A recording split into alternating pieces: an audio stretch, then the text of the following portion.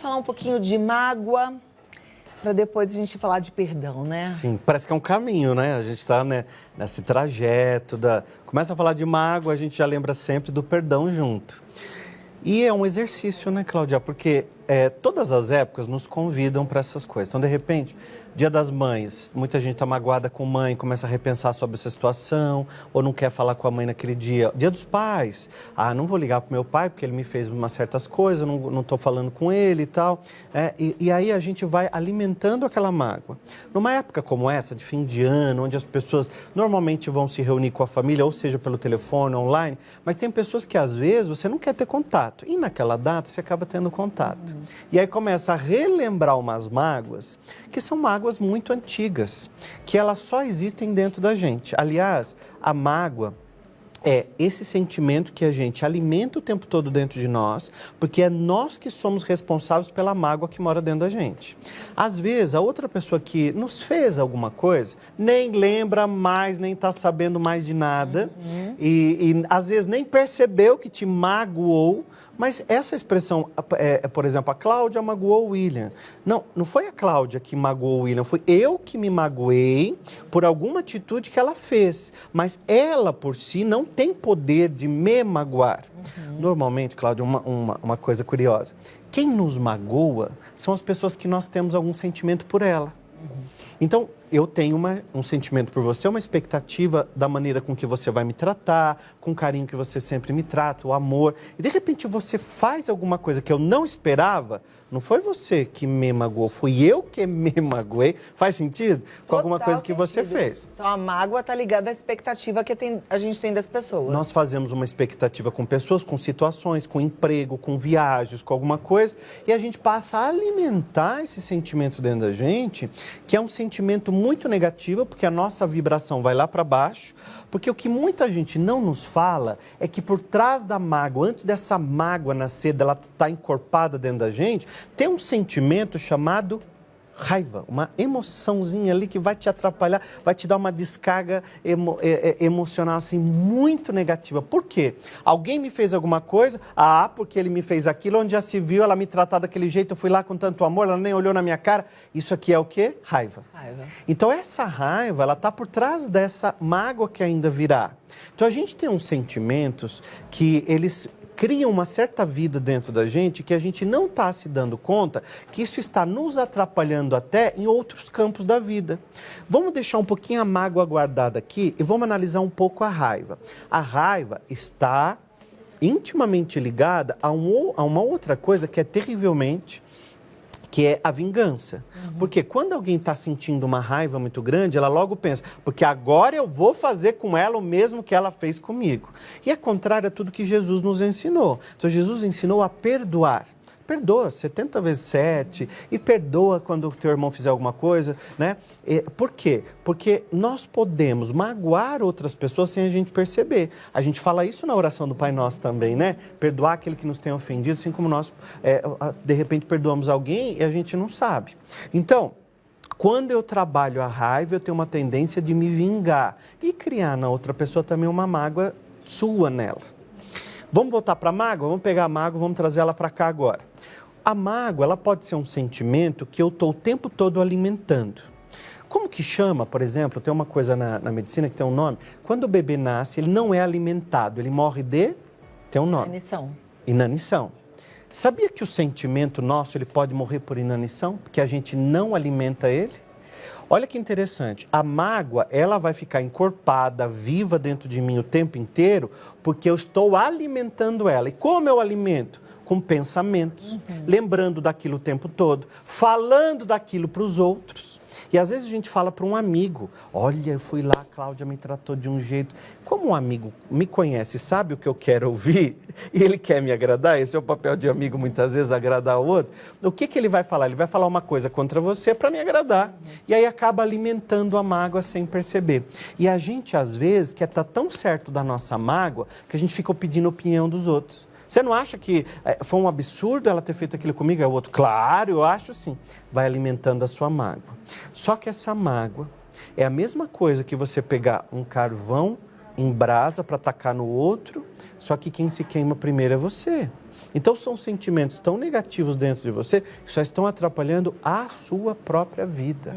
Faz sentido? Total sentido, total. E liberar perdão não é para o outro, é para a gente mesmo. Eu costumo Também dizer que quando a gente tem mágoa, a gente carrega uma mochila cheia de pedra. Cheia de pedra. Né? Pesada mesmo.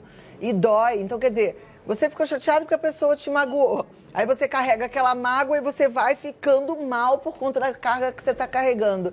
Péssimo, você se machuca 2 vezes, E né? sabe que às vezes a gente não se dá conta que aquela outra pessoa não sabe do que aconteceu, mas às vezes eu não fiquei magoado com o que essa pessoa fez agora, porque é só a pontinha do iceberg. Eu posso ter lá no meu passado alguma situação que me feriu e eu esqueci conscientemente, mas ela está armazenada no subconsciente. Vou dar um exemplo simples aqui. A sua mãe fez um jantar na casa dela e esqueceu de convidar você.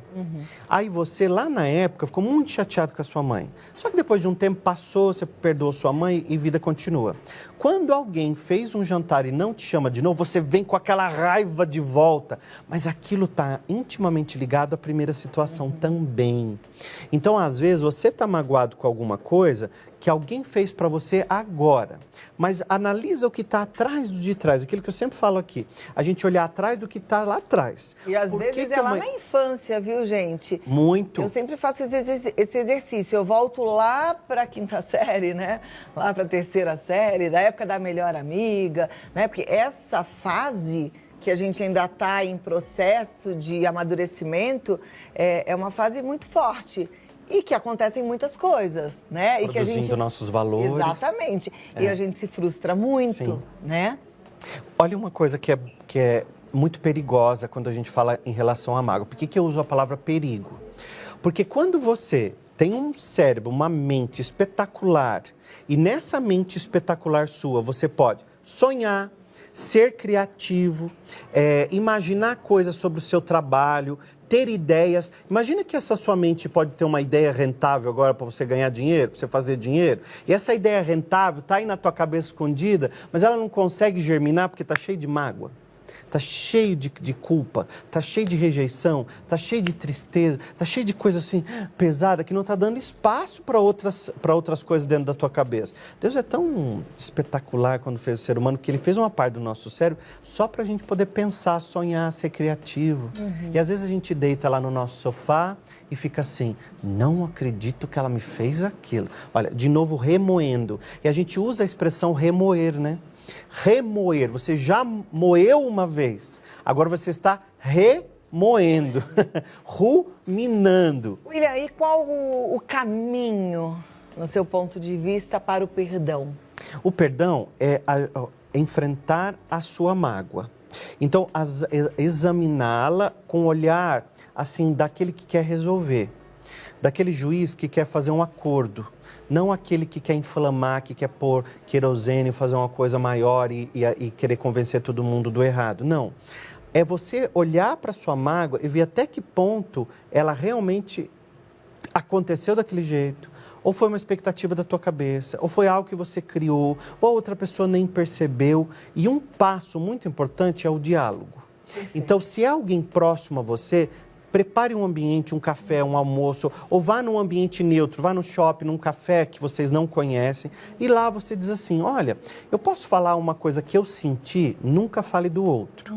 Se você chegar nesse café, isso vale para casal, para namorado, para chefe, para funcionário, para todo mundo. Fala do seu sentimento, não importa que relacionamento você esteja, não importa.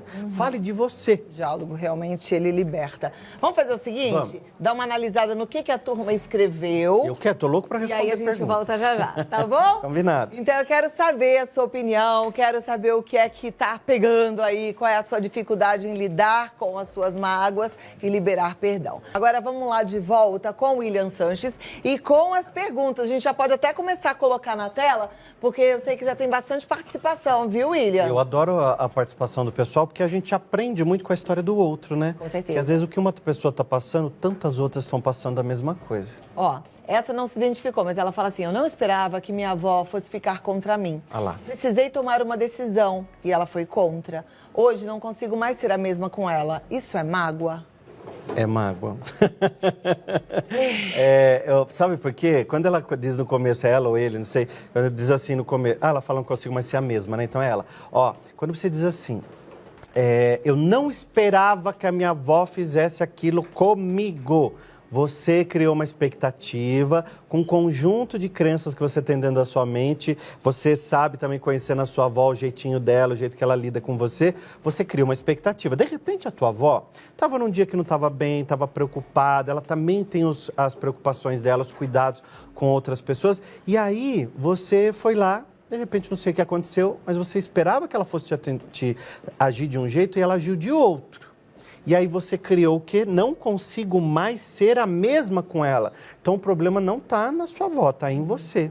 Porque você não está sendo a pessoa que a tua avó também espera.